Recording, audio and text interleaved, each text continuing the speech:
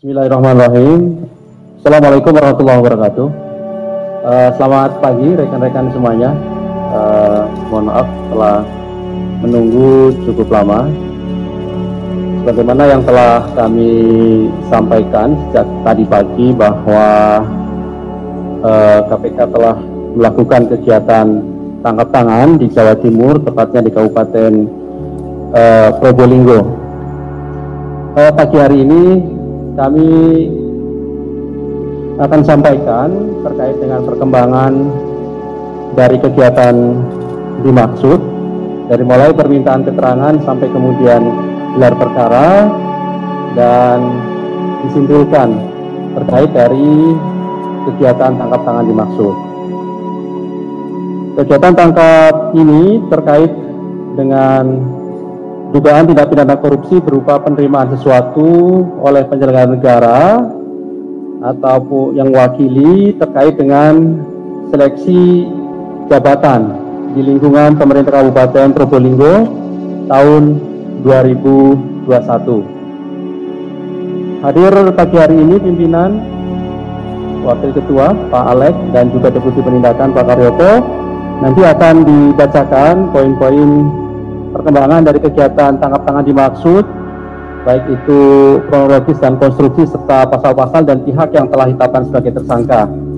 Setelah itu nanti kami tunjukkan barang bukti dari kegiatan tangkap tangan ini, dan setelahnya kami persilahkan rekan-rekan bertanya, tapi kita fokuskan hanya untuk yang terkait dengan perkara ini. Kami batasi untuk 3 orang penanya dan masing-masing satu pertanyaan gitu ya, karena kita mengingat waktu. Baik, berikutnya kami silahkan Pak Alex untuk membacakan beberapa poin terkait dengan perkembangan penanganan perkara dari hasil tangkap tangan dimaksud. Kami silakan Pak. Ya, terima kasih. Ya, selamat pagi teman-teman wartawan. Terima kasih atas kesabarannya untuk menunggu kegiatan konferensi pada kesempatan pagi ini. Pada kegiatan tangkap tangan kali ini, tim KPK telah mengamankan 10 orang pada hari Senin tanggal 30 Agustus tahun 2021 sekitar jam 4 pagi di beberapa tempat di wilayah Probolinggo, Jawa Timur.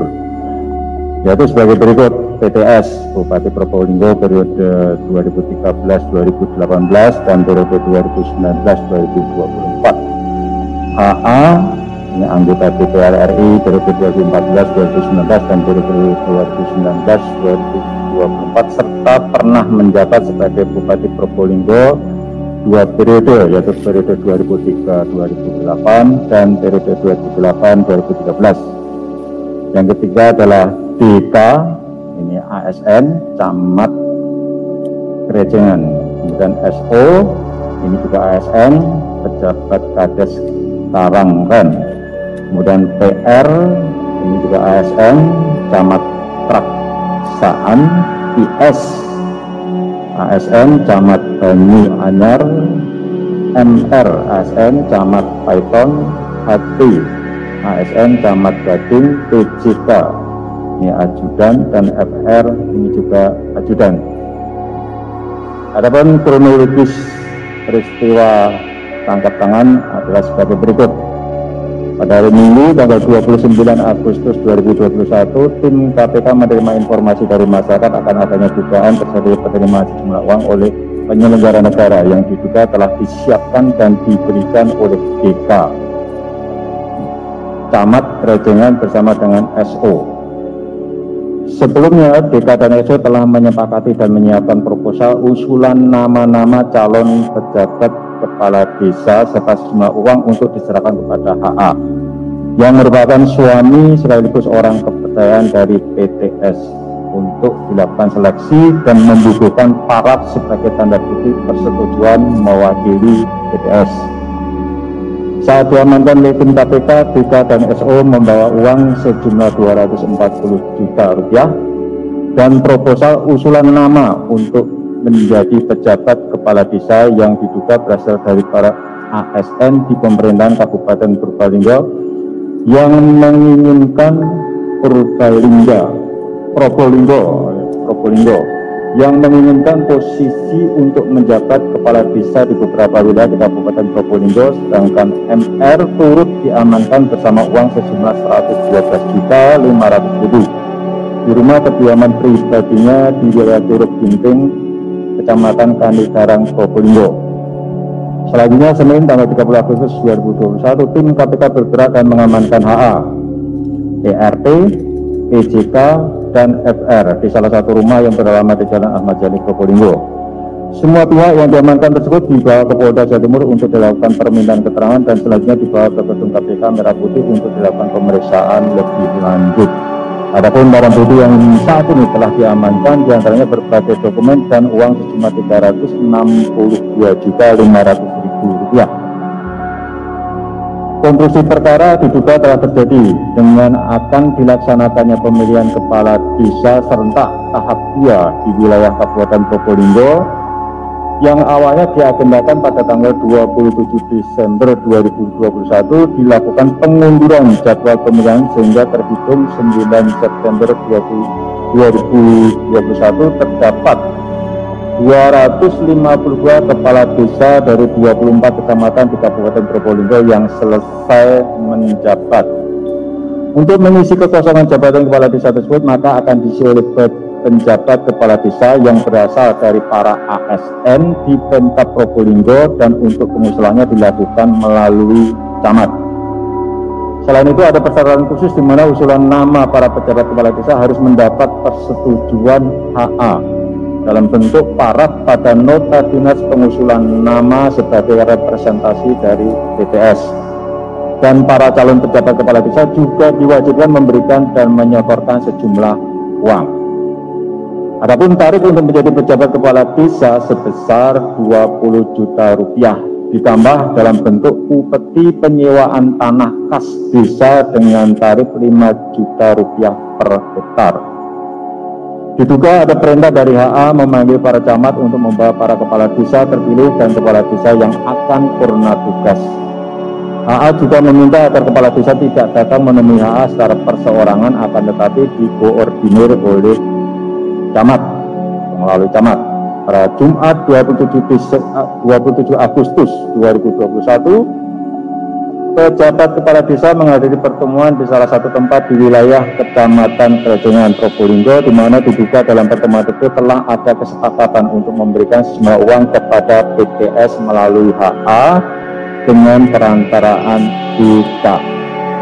Pertemuan tersebut diantaranya dihadiri oleh AY, MD, MI, MD, MR, AW, KO, dan dari yang hadir ini telah disepakati untuk masing-masing menyiapkan uang sejumlah Rp20 juta sehingga terkumpul uang sejumlah Rp240 juta.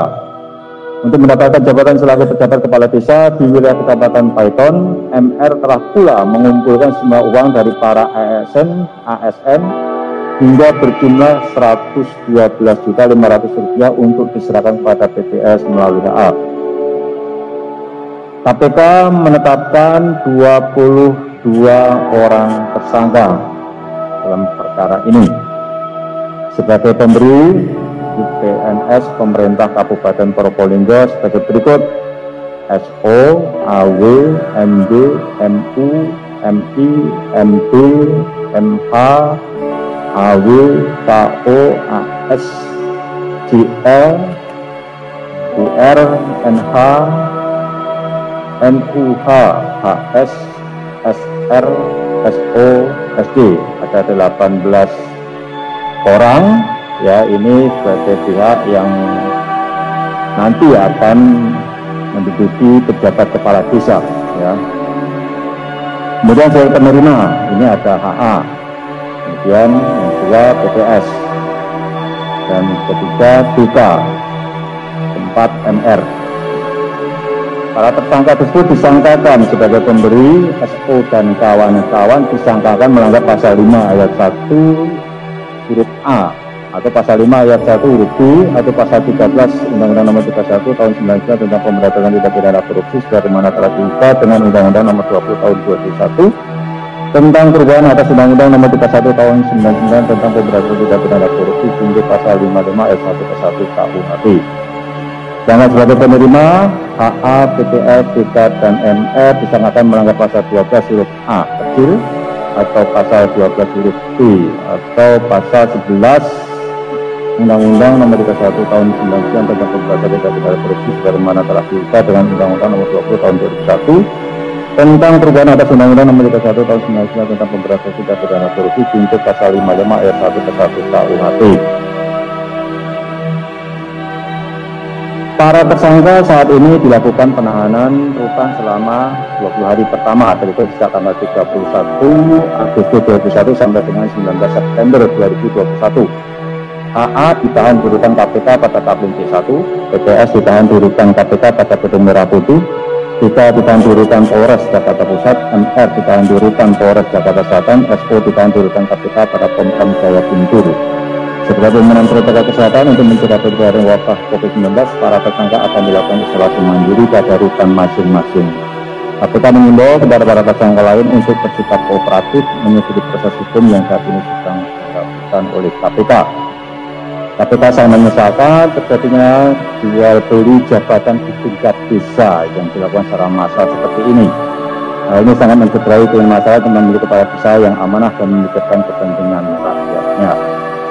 Perbuatan para tersangka yang diduga tidak melaksanakan prinsip tata pemerintahan yang baik dan bersih dengan meminta imbalan atas jabatan telah melanggar nilai anti korupsi yang seharusnya ditegakkan oleh para pejabat publik. Demikian yang saya sampaikan. Terima kasih. Terima kasih Pak Alex yang telah membacakan beberapa poin terkait dengan hasil dari kegiatan tangkap tangan. Pada prinsipnya KPK telah menetapkan 22 orang sebagai tersangka, 18 sebagai penyelidik dan 4 sebagai penerima. Berikutnya kami akan tunjukkan barang bukti dari kegiatan tangkap tangan ini.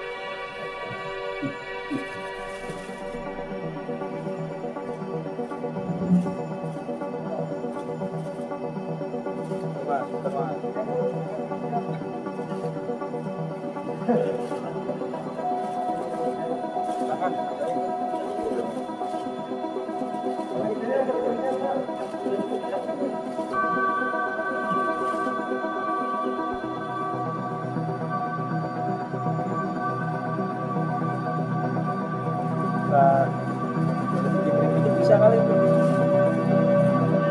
ya, ada di game.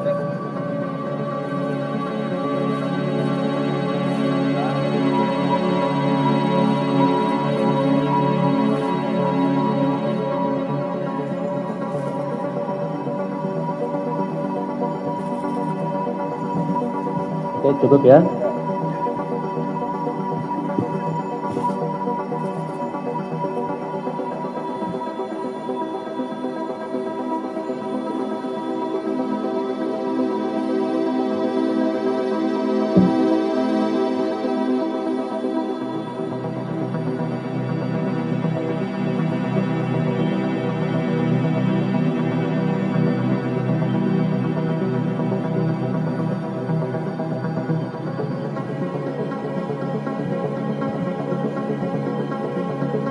Baik, berikutnya kami silahkan 3 orang penanya, khusus untuk terkait dengan perkara ini dulu ya. 1, dan sebelah kanan saya 2, di tengah ada?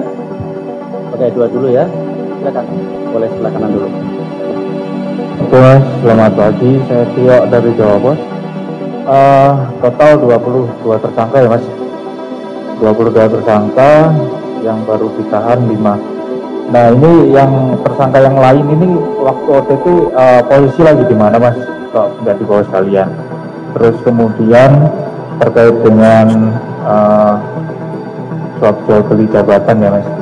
Selatan ini Pak HA ini anggota DPR, dia memang sengaja pulang kampung untuk mengkonsolidasikan itu, atau memang ini mainannya sudah sejak lama atau seperti apa? Terus kemudian motif dari para penerima ini, kalau ada 4 ya kalau nggak salah, ini untuk apa duit ini kira-kira? Apakah untuk sesuatu yang lebih besar lagi, atau memang ini uang jajan atau seperti apa gitu motifnya, Mas? Terima kasih Mas Tio. Ini Mas. Oh ya. Malam ini Ridi. Saya Niko dari Kompas. Izin bertanya, sebenarnya agak janggal sih sebenarnya Pak.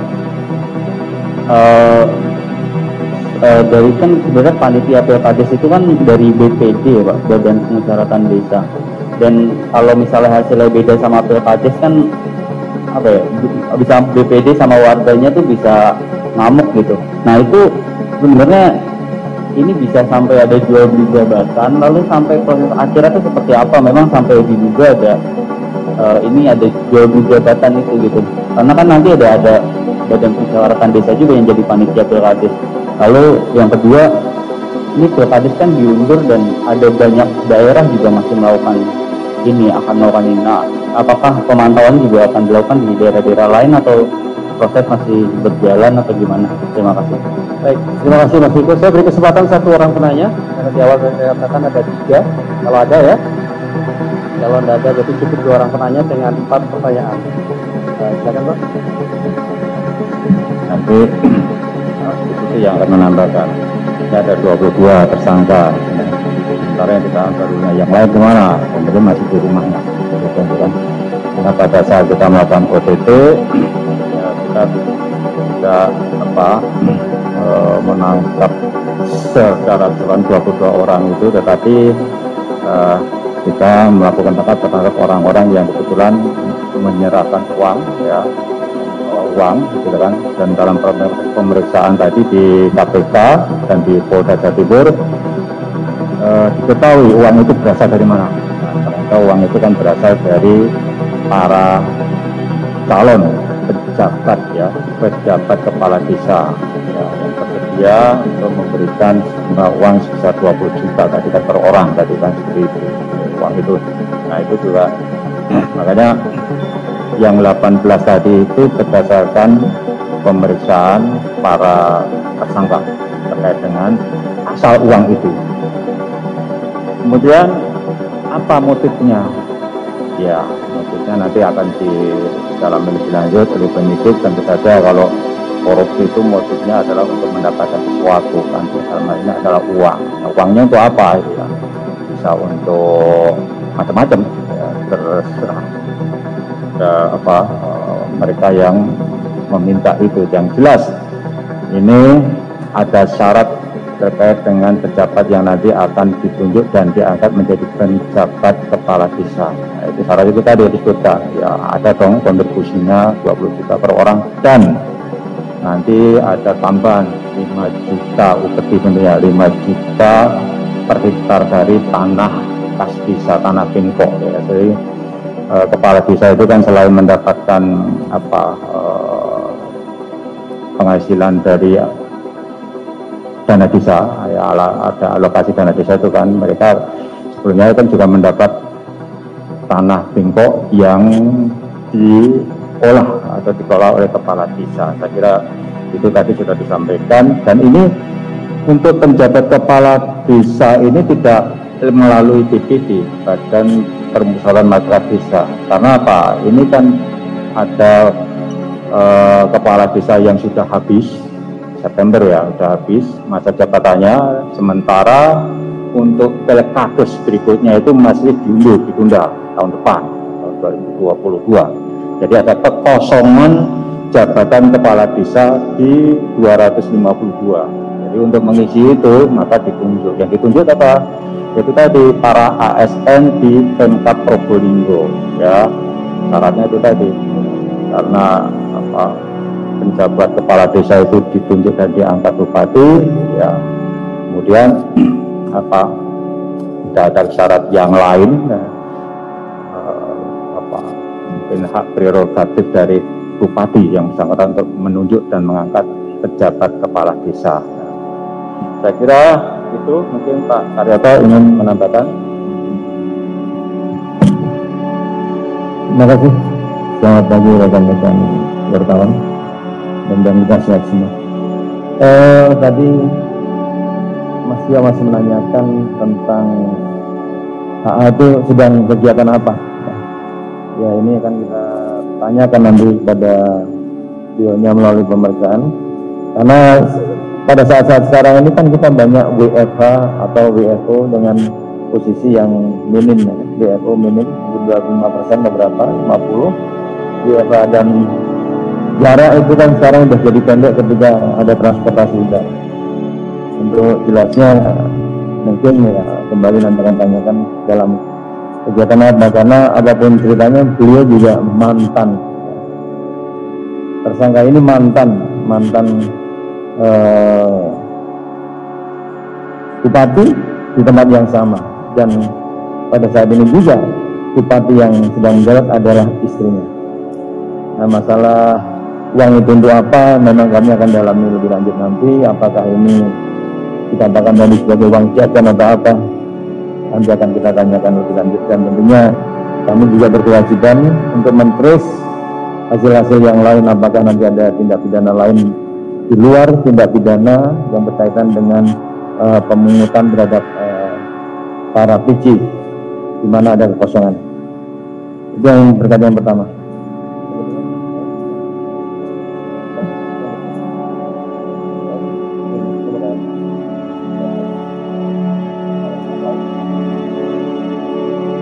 Kemudian mungkin yang nomor 2 saya jawab sekalian. Tadi oleh Pak Alex juga ditanyakan bahwa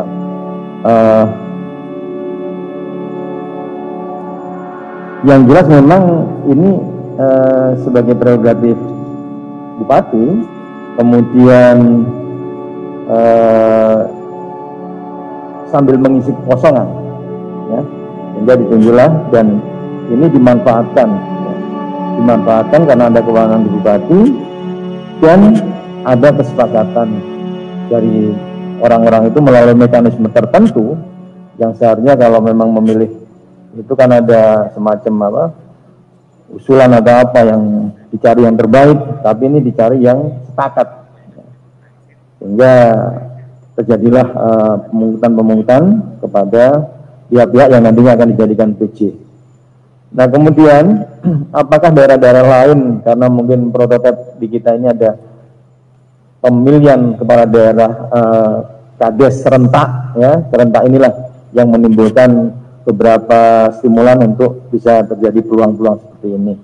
Nah, tentunya apabila ada laporan masyarakat, kami juga tidak akan tinggal diam, sesuai dengan batas kemampuan kami untuk melakukan monitoring dengan cara-cara tertentu. Tentunya juga akan kita cari, kalau memang ada, ya tidak menutup kemungkinan nanti akan menyusul yang lain yang semodus seperti ini. Mungkin itu. Terima kasih. Baik, terima kasih Pak Alex dan Pak Karyoto yang telah menjelaskan dari pertanyaan dua rekan kami tadi itu. Saya kira cukup ya rekan-rekan ya. Oke, baik. Terima kasih pada rekan-rekan yang hadir pada pagi hari ini, dan juga terima kasih pada pimpinan Pak Alex dan Pak Karyoto yang hadir pada pagi hari ini. Assalamualaikum warahmatullahi wabarakatuh.